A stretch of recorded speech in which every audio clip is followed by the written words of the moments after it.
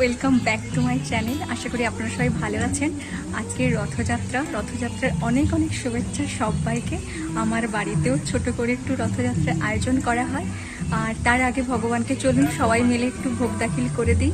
আমরা সবাই মিলে একটুখানি ভগবানের জন্য ভোগের ব্যবস্থা করেছি ওনার কৃপাতেই। চলো যা যা।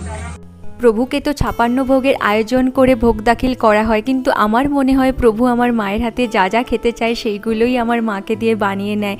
এত তাড়াহুড়ো সত্ত্বেও যখন ভগবানকে ভোগ দাখিল করা হয় তখন প্রায় ২:৩০ বেজে গেছে।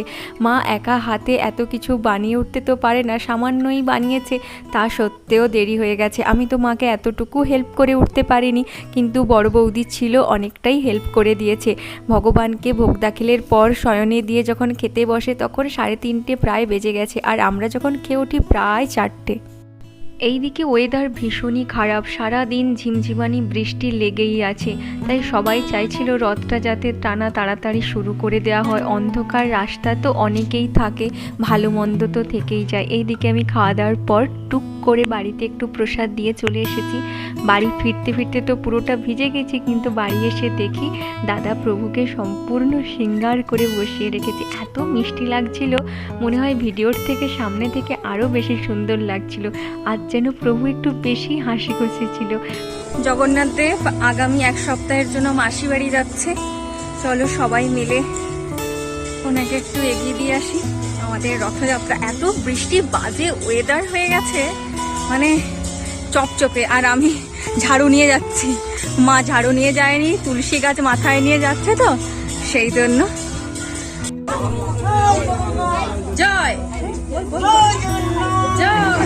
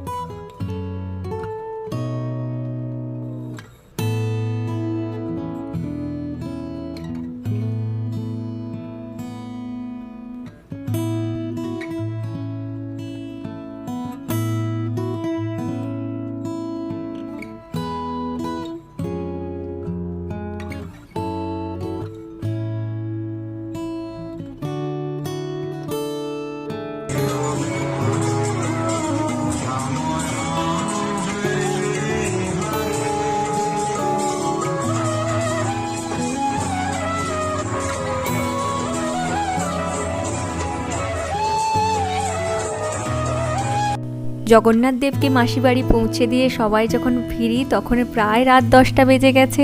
আর ওই প্রসাদই আজকের আমাদের ডিনার, খিচুড়ি, আলু পটলের তরকারি, chutney. Thank you for watching. Tata, take care.